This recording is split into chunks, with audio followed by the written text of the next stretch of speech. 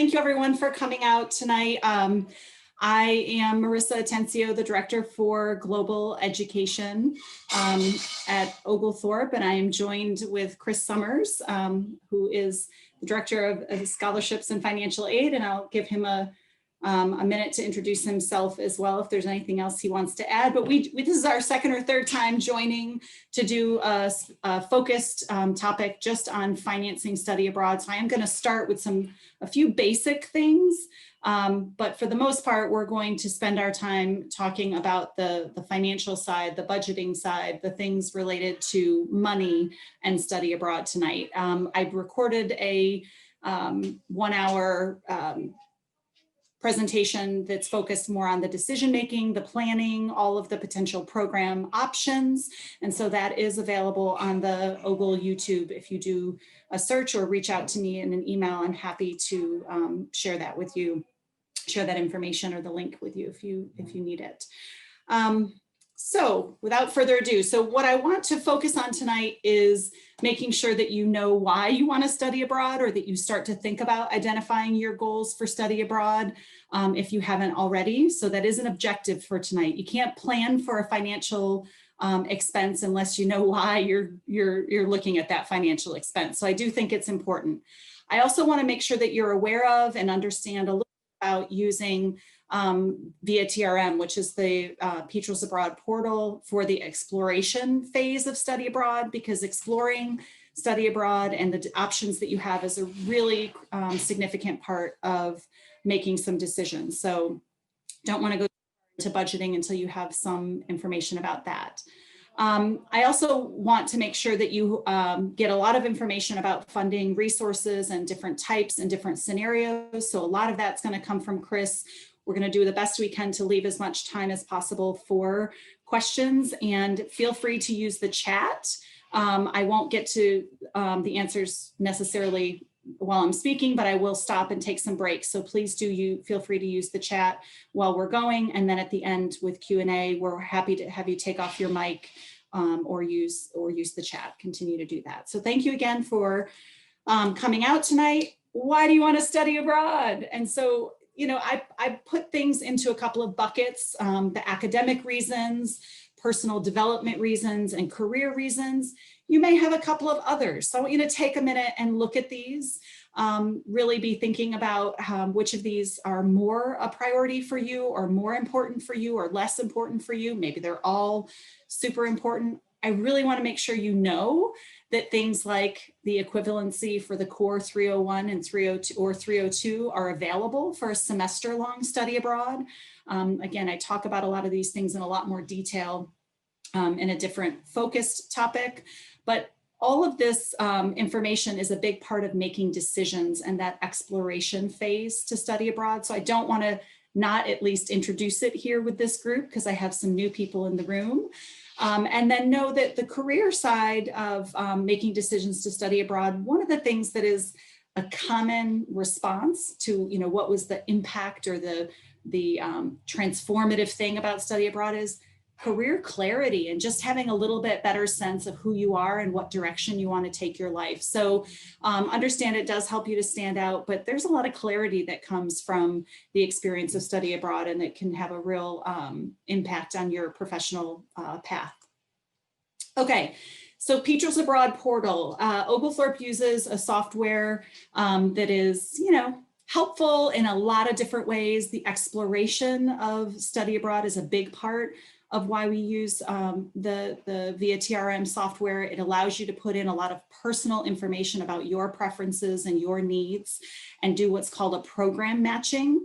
And that program matching will give you an idea of programs that meet your criteria, which are going to be really unique to you.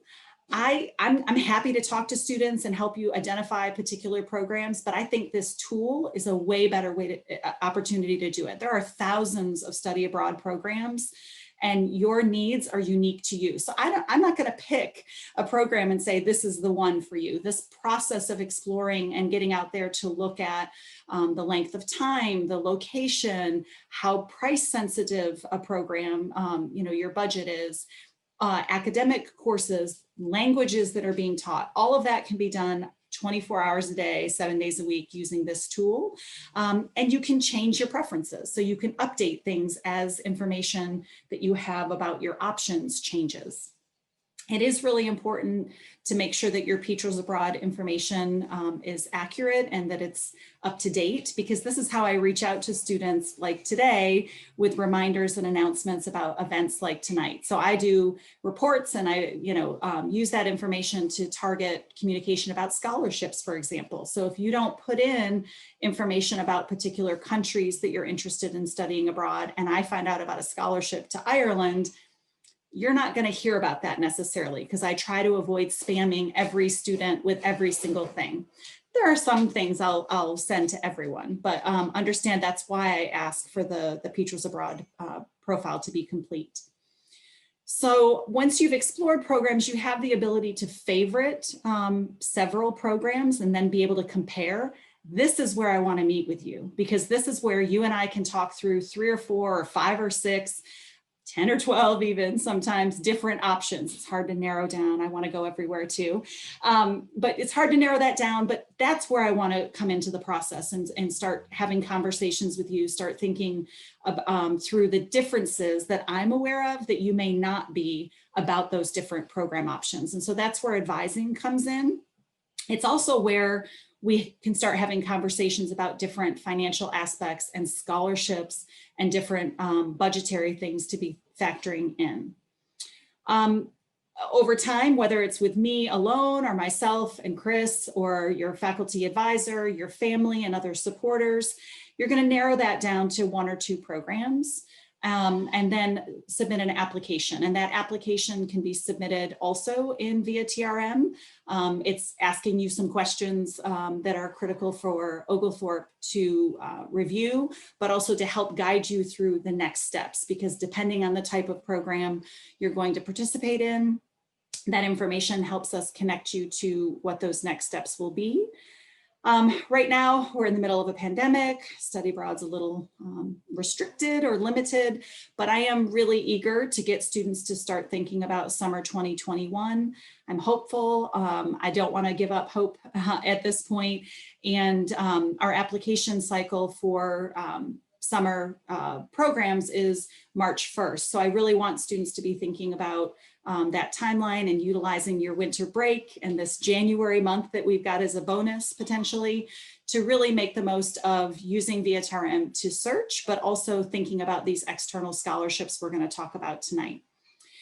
Lastly, after you've been accepted to a program and you commit to that particular program, then there are some forms related to risk and assessment, related to health insurance, related to your passport and your travel documents, as well as some internal scholarships that are, again, all done inside of VTRM. So I have the link there. I'm hoping you've already have an account, which is why you're with us today. But if you have a friend or someone else who's interested in study abroad, really, it's the first thing to do is create that VIA account and then reach out to me or take a look at the website for all of the videos and information about the next process and the next steps. Okay, really quickly, there are 4 main types of programs. There are some subcategories in between, but we have exchange and international partnerships, and most of those are called direct enrollment. Just like Oglethorpe, you're going to enroll directly in a university, sometimes facilitated with a partner.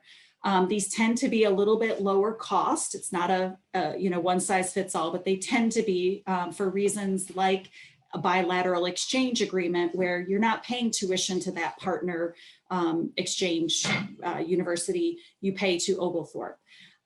There's also a significant amount or more high to moderate level of autonomy because you're going to be studying at this university like all of the other students there. And there will be a, potentially an advisor or a faculty member who's there to support, but you're not going to necessarily have someone checking in on you on a regular 2 to 3 every couple of days or even every morning to see that you're on track doing the types of things that you would do here as an Oglethorpe student. So it's not the right fit for every student, but it is definitely one that can be a lower cost.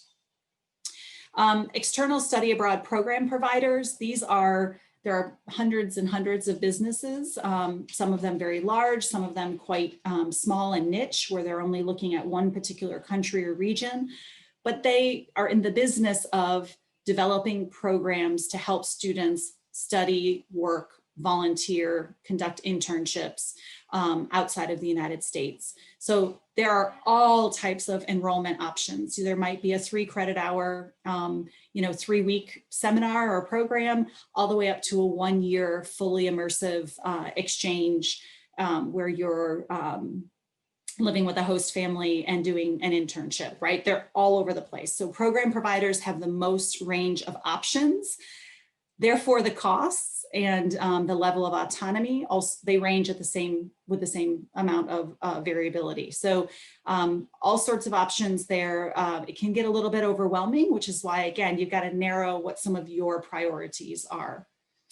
Faculty-led programs are another option, and I want to put a little plug in for Dr. Orm and the Political Science International Studies 290 class that he's teaching in the spring. He will be taking a group of students to Berlin and probably another country, either Warsaw, Poland, or Budapest in Hungary. Those types of programs are catered to Oglethorpe students. So you're only going to have your Oglethorpe peers. They are also led by an Oglethorpe faculty member, and they're going to have a lower cost or potentially a moderate cost because of the length of time. So we're talking about anywhere from 10 days to a couple of weeks generally. And you're not going to have as much autonomy. There's going to be a schedule or an itinerary where you're going to be doing a number of things with the group with some free time to do some things on your own. Then we have a partnership with Lead Abroad, and this is another opportunity to take classes with Oglethorpe faculty. The faculty are teaching classes that they've developed curriculum in partnership with Lead Abroad, and Lead Abroad does a lot of the administrative and support roles. So it's the best of both worlds. You get some of the services and the support from a provider and the faculty and the instruction that you're used to from Oglethorpe. The cost, I would say, is a moderate to high cost with, again, a lower amount of autonomy. They're generally, the programs with Lead Abroad can be short-term, non-credit, but the credit programs that we focus on talking about because of the context of financial aid and scholarships are generally 4 to 5 weeks. So it's a good part of the summer that you get to study abroad. I listed there that there are some direct and go program or direct and pro programs, excuse me, that are non-credit. So just understand that when you're looking at a non-credit program, whether it's with Lead Abroad or another type of a program provider, some of the things that Chris is going to talk about related to financial aid and scholarships will not apply. Okay, really quickly, deadlines and timelines. I can't stress enough how important it is to think about study abroad and begin that exploration 16 months in advance. So if you're thinking about next summer and you're a little freaking out right now, don't worry about it. It's not the worst thing in the world. It's just if you want to take advantage of the most opportunities for applying for scholarships, the earlier you start thinking about your plans, the better, because scholarship deadlines tend to be between 6 to 12 months in advance. And I'll talk about some of those timelines in a little bit. I'm not going to go through these dates. You can read them in front of you. And again, I'm going to follow up with the PowerPoint later. But it is important to understand what these deadlines are and how it impacts timing for any of the programs that you're thinking about, or when you're talking to your faculty advisors, starting to build this into the conversation with them so that you're sure you're thinking about your courses and the academic credit. So with that, I'm going to switch it over to Chris and put myself on mute for a couple minutes so he can talk more detail about the money side, not my favorite part. Got it. Yes. I'll talk about the money side. So I'm glad that you're all here, and I want to say that if in the background, if you want to go out to Oasis and put your award letter in front of you, have at it. I think it might be a good idea for you to have your award letter in front of you to see how some of what I'm going to talk about applies to your specific situation. I'm going to spend the majority of the time talking about aid that is already on your award letters. So aid that you're getting from Oglethorpe, aid that you're getting from the state of Georgia if you're a Georgia resident, aid that you've already got that's helping your education for this semester, next semester, so on and so forth. Um, Before I jump into the types of programs, I like to go ahead and take a step back and make sure that we're all on the same page and understanding the different types of aid that I'm going to talk about, because the type of aid that you're receiving has a lot to do with how it's going to apply to the abroad opportunities that you're interested in. So first, I guess I'll call it kind of the first bucket, first category is institutional aid. This is aid that's coming from Oglethorpe. You were probably given a merit scholarship or grant or some aid from Oglethorpe when you were admitted. Those awards are usually for your commitments. Examples are your Lanier Scholarship, your university presidential scholarships, your Oglethorpe grant. The matching portion, the Our Hope Match Award is an institutional award. If you're from Florida, the Bright Futures Award from Oglethorpe. We've tried to do this, but most institutional awards have OU in front of them. The name starts OU and then the description. So that's your institutional aid. The next bucket I'm gonna kind of define as federal and state aid. So these are awards that you're applying for, and they're coming from outside of Oglethorpe. They're either coming from federal student aid or they're coming from the state of Georgia. So that might be a Pell Grant or something called SEOG. It's the Supplemental Equal Opportunity Grant. Those are federal awards. For those of you who are from the state of Georgia, the Hope Zell Miller Scholarships, the Georgia Tuition Equalization Grant, Stafford loans, PLUS loans. Work study is an interesting thing to consider if you're using work study, but I'll get into that later. And then we've the last kind of bucket that I'm going to refer to later on is private aid. So that's if you secured a private loan with somebody like Sallie Mae or Wells Fargo or Discover, that would be an example of a private loan. Or third-party scholarships. So if you're getting a scholarship from back home or from a corporation or from any sort of a philanthropic effort, third-party scholarships coming from outside of Oglethorpe and helping pay your expenses. So those are kind of the three buckets that I want to make sure that we're all kind of loosely familiar with: institutional aid, federal and state aid, and then private aid. So Marissa, I think you actually have control of the presentation. So if you want to, thank you so much. So I'm going to, if you can't put Oasis in front of you, I'm gonna give you my favorite example, which is Petey the Petrel, and I'm gonna kind of define Petey the Petrel. He's a tutor in animal behavior. I probably need to take that Flock of Seagulls reference off there. Does anybody know what Flock of Seagulls is? Probably not.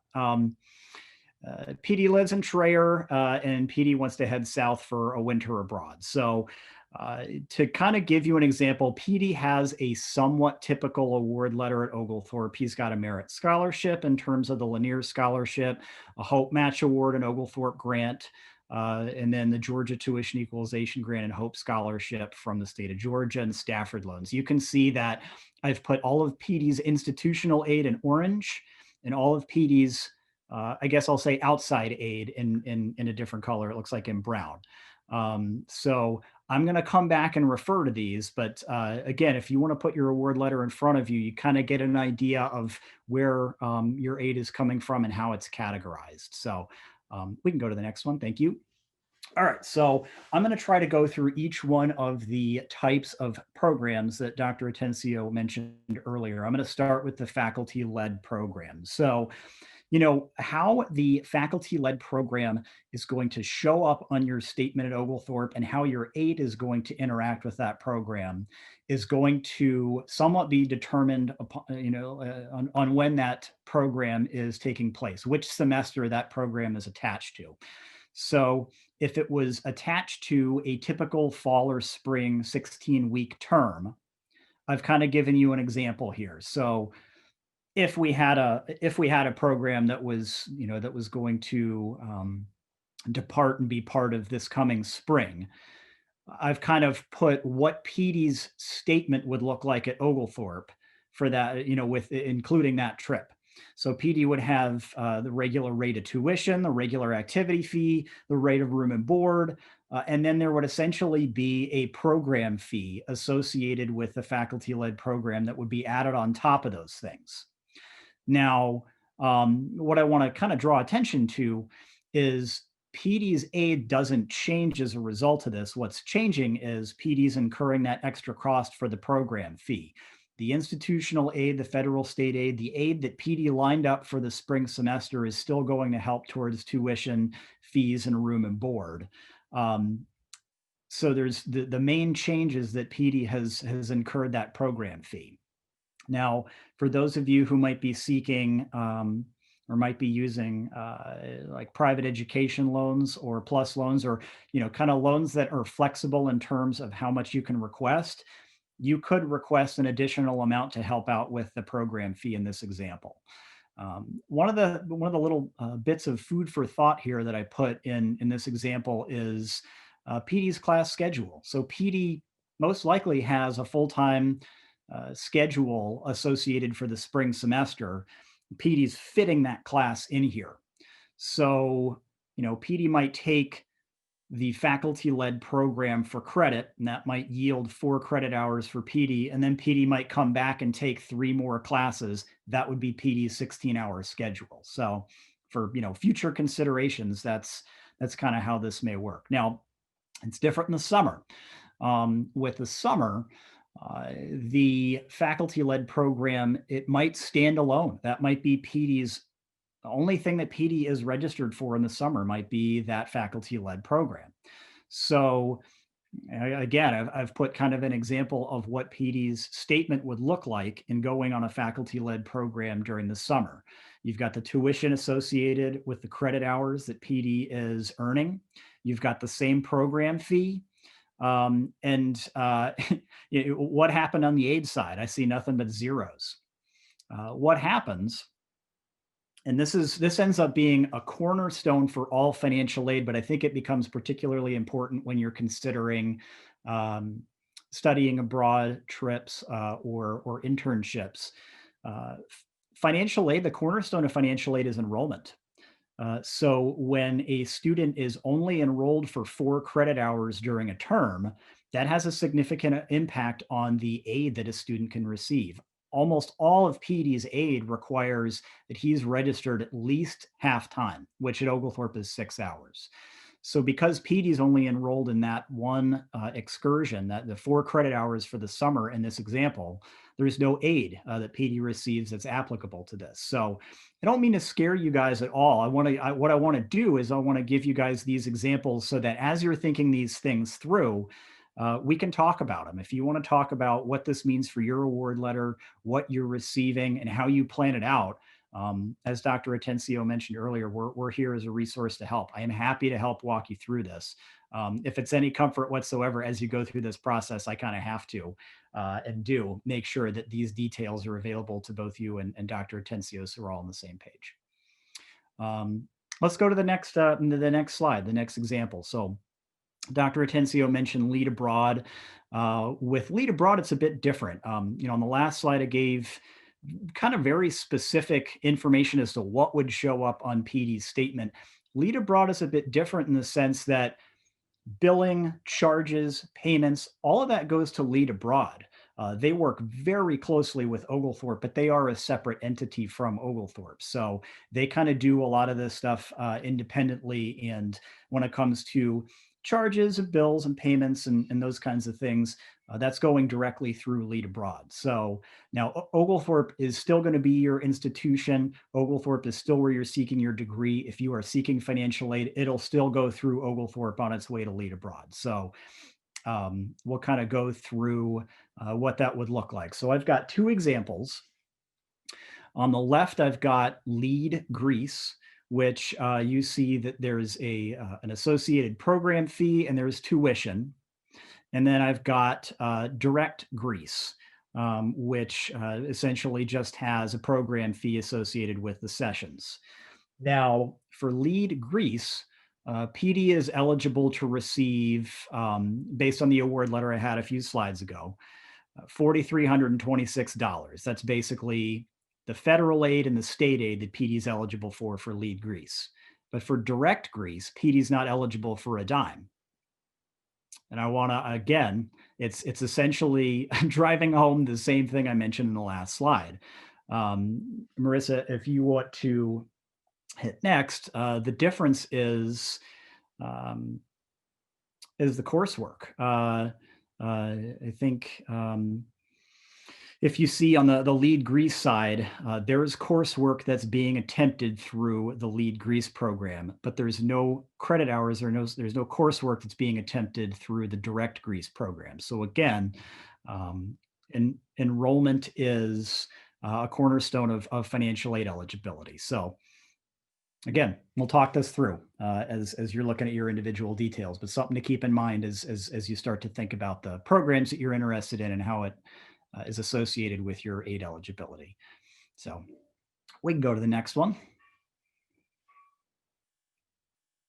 Oh, that got off somehow. That's all right. We're done. Okay, so I guess I'll call it, to use Dr. Atencio's classification, the high autonomy program here. I'm kind of mentioning an exchange partner program. So with an exchange partner program, what I'm mentioning specifically is as you explore, as you investigate different study abroad opportunities, there are some very specific opportunities where there is an exchange partnership between a university and Oglethorpe. So there's a lot of examples.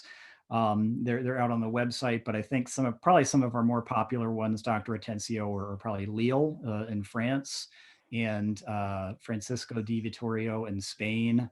And I don't know if Otaru is very popular, but I know Otaru is one. I will yield to your expertise on some of them. So we have about 13 bilateral exchange partnerships, and really they're predominantly in Europe and Latin America, but we go through cycles, right? We have a number of students that will go over a period of time. Dortmund in Germany is another very popular program. We have a program in Austria, in Switzerland, Monaco, if you want to be, along the beaches there. So we have a good number of opportunities or different partnerships that would fit this model. I can remember a student who graduated probably 7-8 years ago, and I think his attraction was to those beaches in Monaco, and then he figured out the academic part. But I want to take you through how an exchange partner would flow through, again, your statement at Oglethorpe. So the interesting thing about an exchange partner is even though you would be conducting your studies at another institution abroad, the billing still goes through Oglethorpe. The tuition still goes through Oglethorpe. And the same can be said of a student who's coming from a host school to Oglethorpe. That's the exchange. So it creates a little bit of simplicity on your end, in the sense that your bill at Oglethorpe will remain very similar to what you're used to seeing. So you'd be charged Oglethorpe tuition, you'd be charged Oglethorpe fees, there'd be an additional study abroad fee that would apply. But the financial aid that you secure in a regular semester will also still show up when you study at an exchange partner. So again, falling back on PD as the example, if PD were to study abroad at Lille, PD's tuition would be the same as it would be if he was studying on Oglethorpe's campus. The fees would be very similar. The aid would be the same. The difference would be room and board. PD's not going to be living on Oglethorpe's campus and trying to study in another country. So the difference really is in room and board. And what that does, what I have kind of on the right side, is that creates two kind of places where PD has to consider a direct educational expense. The first is Oglethorpe. So PD's going to get his bill from Oglethorpe. It's going to come without room and board on it. PD's aid is going to apply as usual. PD's going to have a little bit left over to pay for tuition for his semester abroad. The second expense is going to come from the host school. The second expense is going to be PD's living expenses, room, meal plan, so on and so forth at the host institution. So PD will explore those options with the host institution, select a room with a host institution or a living arrangement with a host institution, figure out what his meal options are with the host institution, all of kind of the room and board and living expenses associated with PD's semester abroad are going to come from and go through the host school. But the tuition and fees are going to come from and go through Oglethorpe. And again, with the exchange partner, your institutional aid still applies in this situation. So that's where the partnership can turn out to be less expensive than a semester at Oglethorpe in some instances. If you think about living in Quito, Ecuador, or even our partnership in Switzerland, I think the cost, because it's residential housing, and or it could be more expensive if you're thinking about living in a city like, or in Iceland, for example, where housing is quite expensive, especially temporary housing. And so all of those figures, or some estimates of those figures, are published in the brochures, and we get updated information from our exchange partners regularly. But it also depends a little bit on your preferences. If you want to live in an individual apartment in Madrid, Spain, for example, versus living with a family in Argentina, right?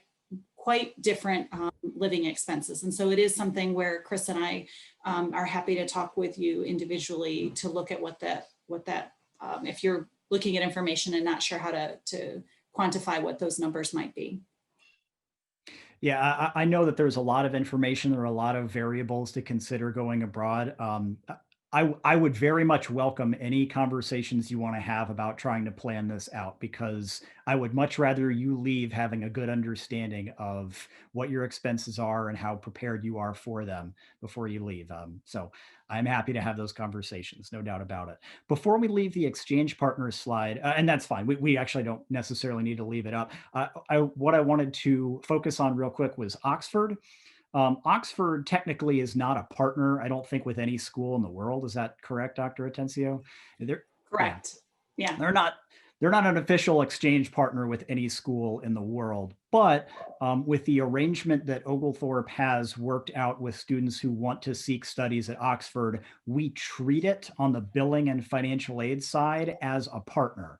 So with Oxford, there is a specific Oxford study fee that would go onto your account at Oglethorpe to study at Oxford. That fee essentially helps to cover your room. It doesn't cover your meals, but it covers your room. But in terms of billing and financial aid, Oxford is treated like a partner. And then the last example that I've got here is with also a high autonomy program. This would be through essentially, let's call it a semester long study abroad opportunity that is not an exchange partner of Oglethorpe. So maybe it's through a provider like CIEE, or like Dr. Atencio said, there are a number of different companies, both large and small, that would be able to help set semesters abroad up for you, and things that you can explore.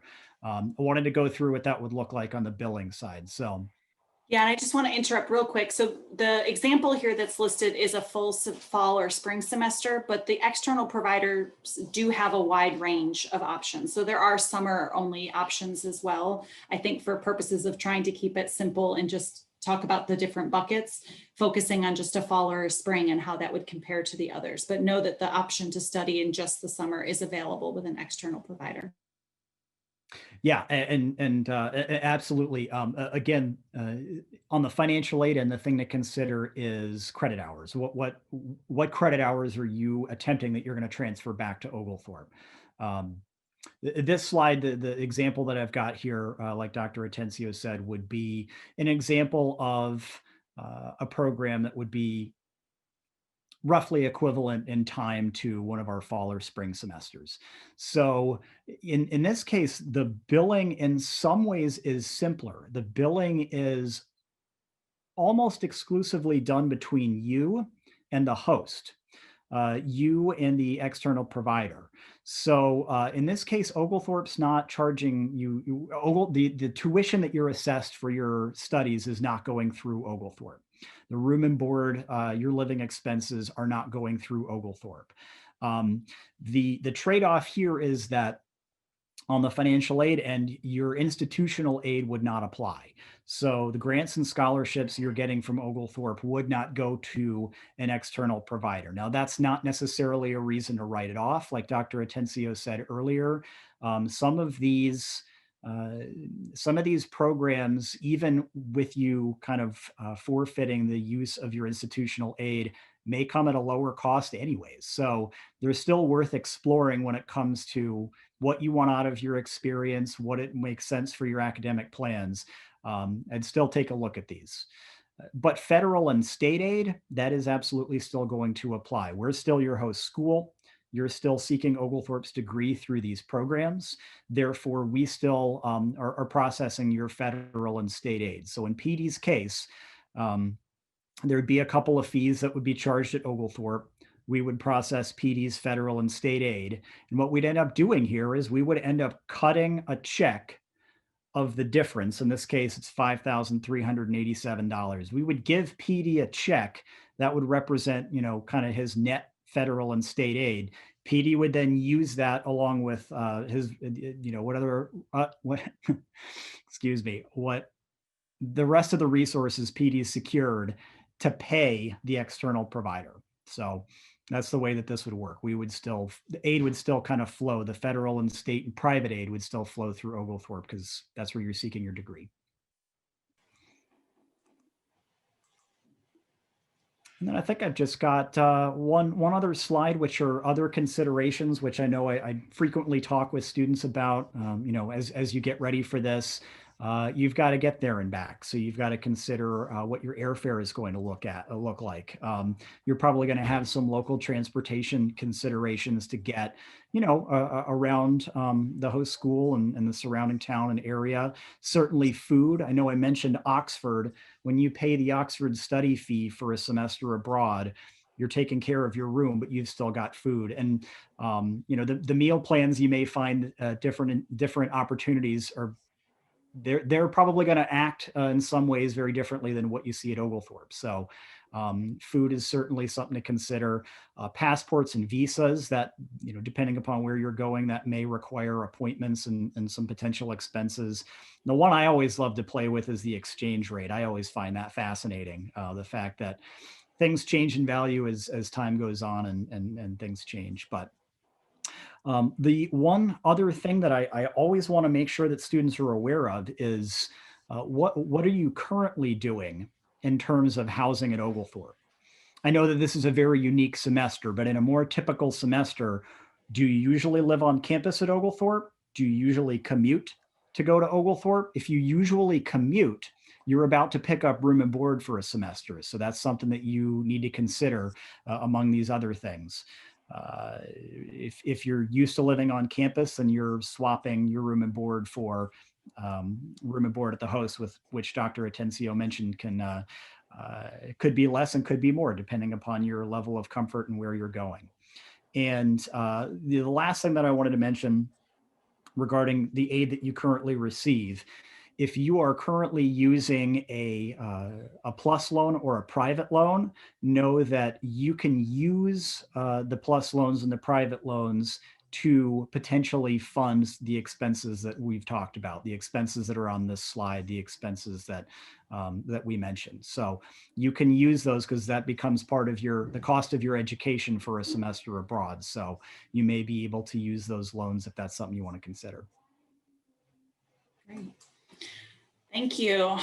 So again, know that was a lot of information, and Chris and I are always here to help. Chris is going to be able to give you much more detail because he has access to your financial package. I don't have access to any of that. And so unless you share something specifically with me about your aid, I'm going to likely ask you to have a more detailed conversation with Chris, but I hope that was a detailed enough overview to give you a sense to what to look for and how to compare between these different options.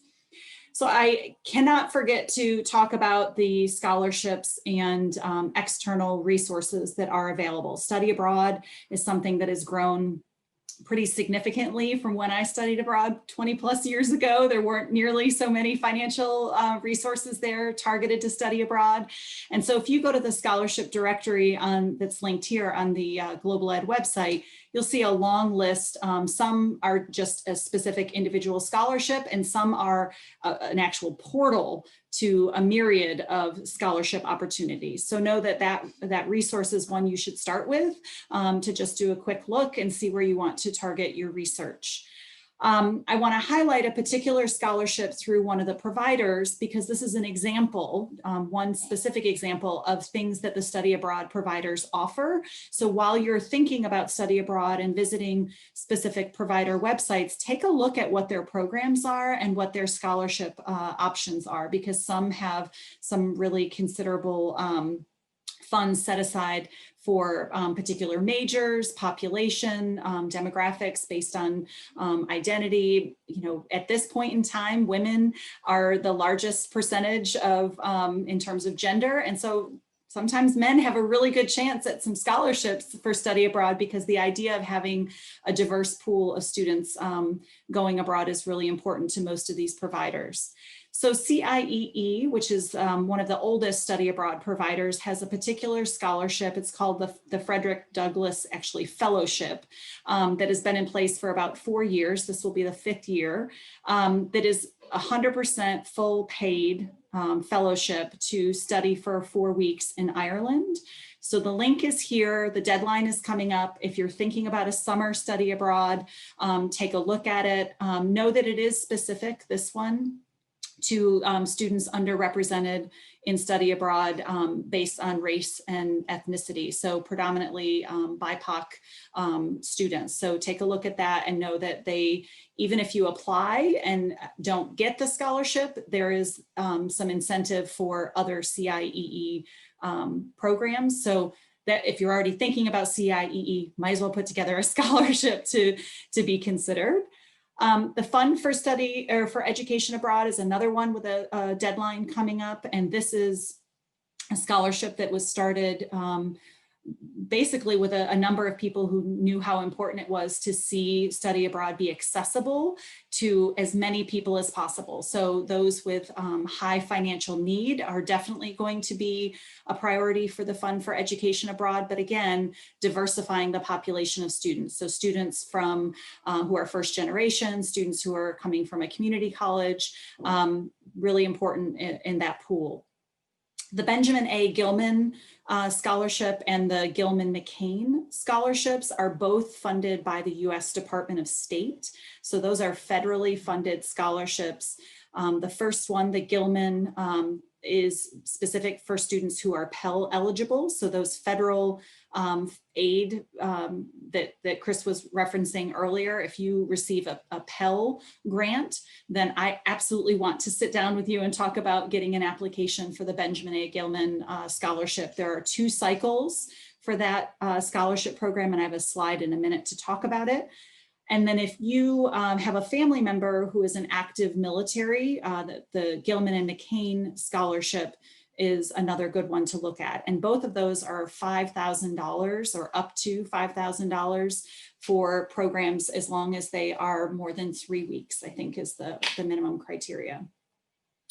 And then the critical language scholarship is one that isn't necessarily as common for people to look into, but I want to mention it because you can learn a new language 100% funded by the US government. So if you are someone who enjoys travel and interested in a little bit of adventure and study a language that is right at this point critical in need in terms of the US defense and foreign policy interests, and I think there are like 14 different languages listed at this point, this is the scholarship I want to help you apply for. So understand that the timeline for this critical language scholarship it's already passed for the next year.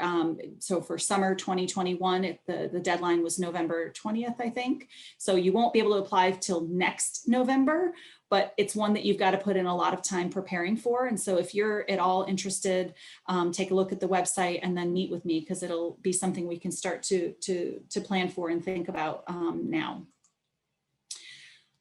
So again, the Gilman Scholarship has a March and October cycle. So really important if you're thinking about study abroad at all in the 2021 year, then we need to be thinking about an application in March. That's going to give you the best ability 2021 and 2022 to have a second opportunity to apply, and that's a good thing. At this point, 1 in 4 students that apply for a Gilman are awarded, so it is a competitive scholarship. The Gilman McCain has a January 1st application deadline, and there are only 100 awards per year, but it is much less competitive at this point. It's a relatively new, it's in honor of late Senator McCain. And so it's one that I really would like to see us get students to apply. So if you yourself or you know someone who has active military family, then please reach out to me so we can talk about those. As I said, there are the 2 cycles. So for the March deadline for the Gilman, that's going to be for any summer 2021 all the way through academic year 2021 and 22 programs.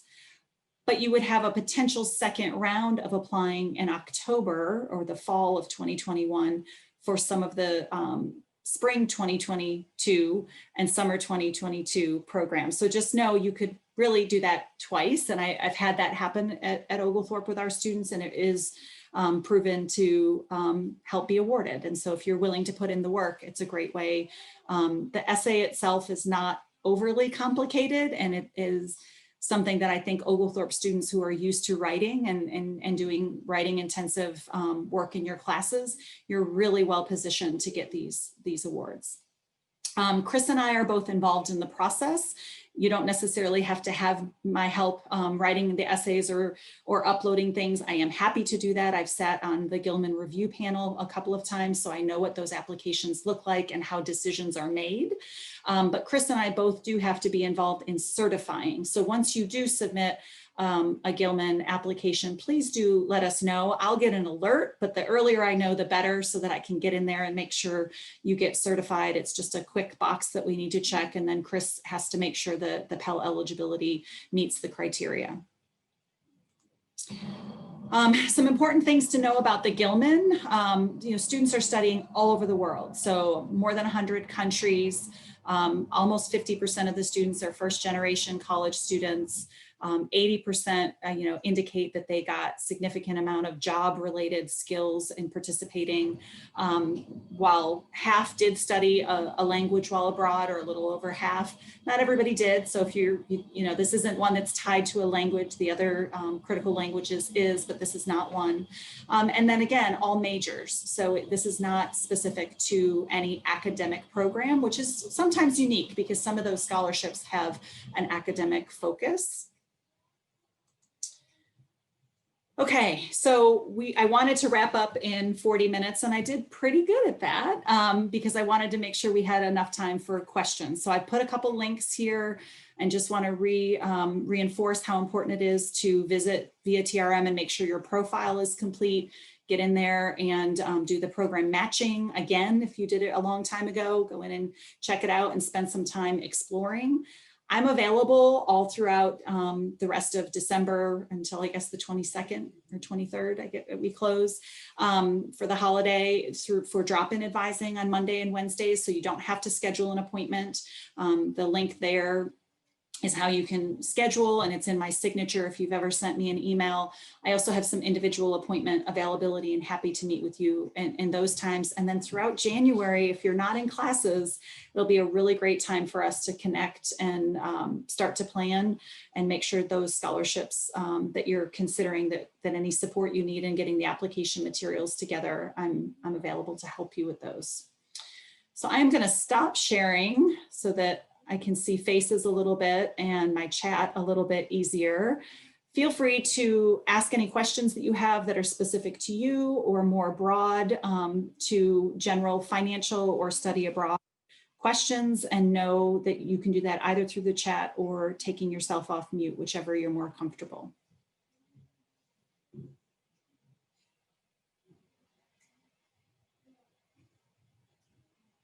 Nobody. Silence. Okay, so I'm curious to know, actually, Zuri, did you want to ask a question? Yeah, I did. So as far as just for clarification, you said that we should like contact our academic advisor in regards to like finding out about what classes over there would apply to here, or is it just like whatever classes you take will automatically count towards your major? Yeah, that's a great question, and one that I definitely didn't cover in today's presentation, but I do cover a lot more in the other general Study Abroad 101. So part of the process of studying abroad is, submitting an application and exploring and identifying the program that fits for you. Once you've done that, Oglethorpe reviews your application and accepts you to study abroad as long as the criteria, and that's about your financial standing, and that you don't have any significant academic or code of conduct, honor code violations that would prevent study abroad. You commit to a program, and then you're going to see some forms. And the course approval form is probably the one that it takes the longest, because it's a conversation between you and your faculty advisor and any of the faculty that might need to approve a course being granted credit.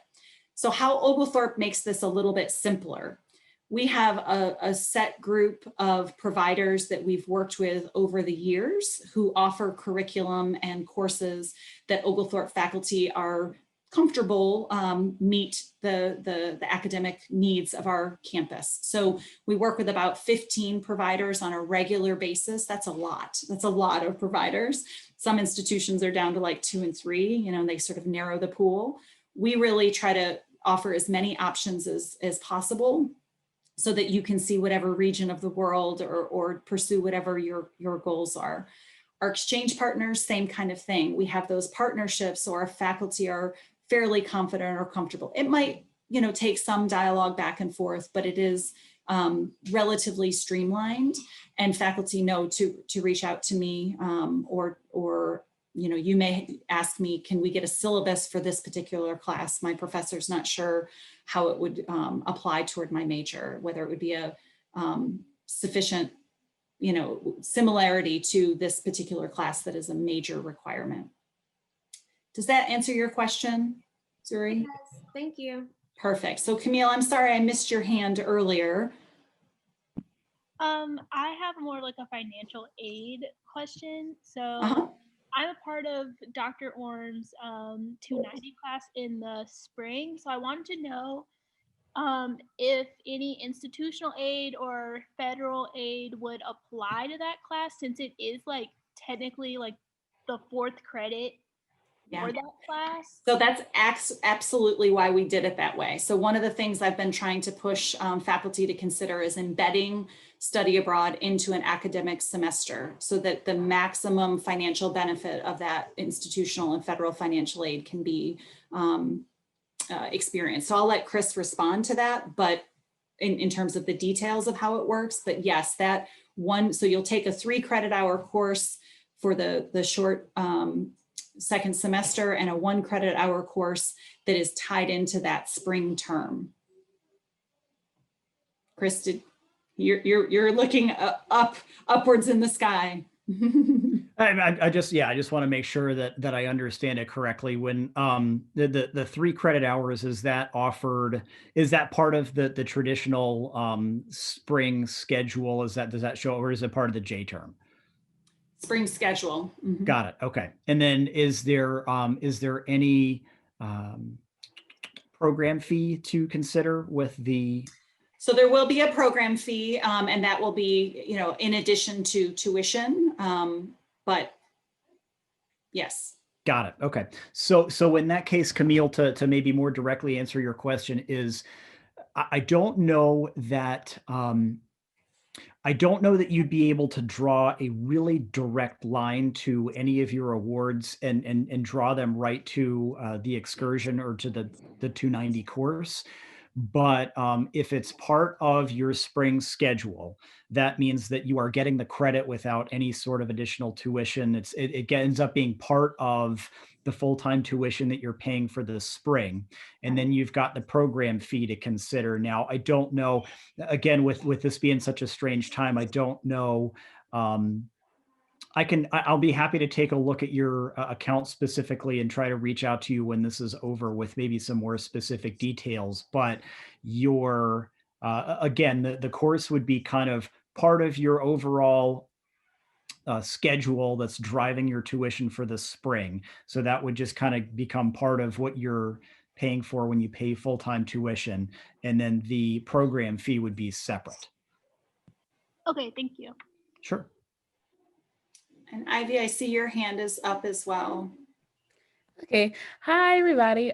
So I have this question. I know that I'm, interested in Oxford, but like you said, I remember in our last meetings to kind of just go and look at the programs. And one program that has caught my attention was with AIFS, and it was with the University of the Arts in London and the University College in London.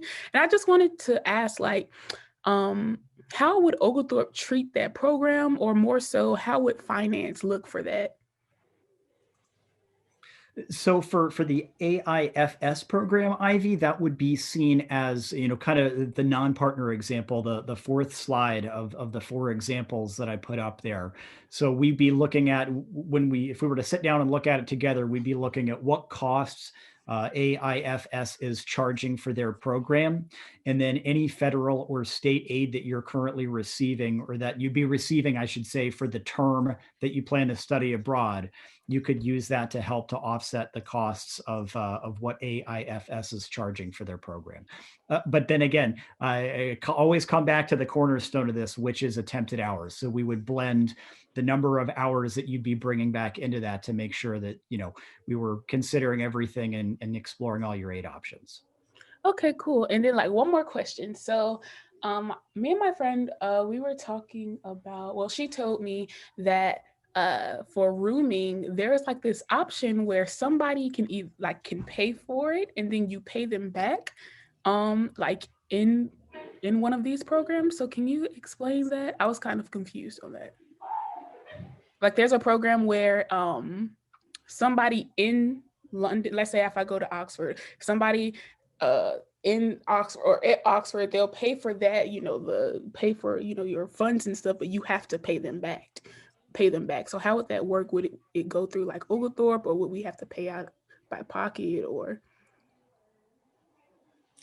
I am not familiar with what your friend is talking about, so you may need to get a little bit more detail or ask them to send me a little bit more detail so I can help to decipher. Okay. Yeah, I'm not sure what specifically that refers to. Okay, cool. Because I was confused on that. I was like, that's kind of sketch. It's different. Yeah, I'd be, anything that seems a little odd, let's bring in Chris or I and ask a few more questions. So I appreciate that you did ask questions. And again, we would love to get some more details so we can help you figure out what that is. Okay. Great. So there were a couple of chat questions. If you aren't thinking about study abroad until spring 2020, would you wait to apply to scholarships? So the first thing is it depends on the scholarship because they all have different deadlines. And the second thing is, no, I wouldn't wait, at least in terms of beginning to, prepare the application, organize basically, right? Develop your spreadsheet of what is the deadline, what are the minimum eligibility requirements, because each scholarship is going to have a little different, right? There may be a GPA requirement for one and no GPA requirement for another. So if you know that up front, if you're searching now, thinking about spring 2022, and you've got a 2.95 and you need a 3.0, you have time to do that. There's plenty of time. So I don't think it's ever too early to start looking at scholarships and start mapping out which scholarships are going to be a better fit for you. And then sometimes those influence what direction you take with your study abroad, because maybe you were thinking about a 2-week study abroad program with a faculty member, but you find out as a Pell eligible student, you might be able to get a Gilman. Well, I'd rather go for the summer. I'll go on a summer program or on a semester program if I know I have funding to do that, right? So it can influence the direction that you're going. Additionally, things like the Gilman, come October, you will be able to apply for that. I'm sorry, come March, you will be able to apply for a scholarship for the Gilman. Apply spring 2022. Well, March isn't that far away. It's just around the corner. So I think the same thing would apply with the Fund for Education Abroad. And I only gave a couple of examples in that slide because those are some examples that show variety or difference in different criteria. But again, if you go to that scholarship directory, you'll see some very different things. There are universities that sponsor scholarships. So there may be a particular university in Scotland, for example, I've seen, that's trying to have more international students on their campus. So they promote that through enticing students with scholarships. I've seen that in Ireland. I've seen that in New Zealand, in lots of places. So I want you to be able to look through all of those, and that means committing a little bit of time now. And then Justin, you had a really great question that's more suitable for Chris. So just to be clear, if you do a summer study abroad, but you're still enrolled for 6 credits, would you still be eligible for institutional aid? That is a really good question, especially because of the level of detail and descriptions you gave. So for summer specifically, institutional aid usually does not apply. So if it was, you know, we would have to take a look at what the program is and what the costs are over the summer. Summer is a bit of a different ball game because Oglethorpe's tuition itself is much less in the summer. We'd have to take a look at the cost of the program you're looking at in the summer. What I'll kind of do is I'll extend your question to federal and state aid. Federal and state aid there are more awards that a student becomes eligible for when they're half-time, which is the 6 credit hour mark. Institutional aid in the summer usually doesn't apply, but it's certainly something we can look at. And Dr. Atencio mentioned that there are, I don't know if we spent much time, but there are some institutional funds that are directed specifically to study abroad.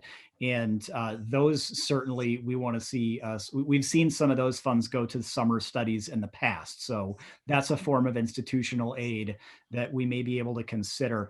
I also do want to say, I feel terrible. I meant to mention this during my slides. So if we're talking about the summer of 2021, fall of 2021, spring of 2022, that period is the 2021-2022 FAFSA. So if you're starting to think about planning in that time period, if you haven't done your 2021-2022 FAFSA, if you want to go ahead and do that, we can at least see what your federal aid is going to be. But sorry, Justin, back to your question.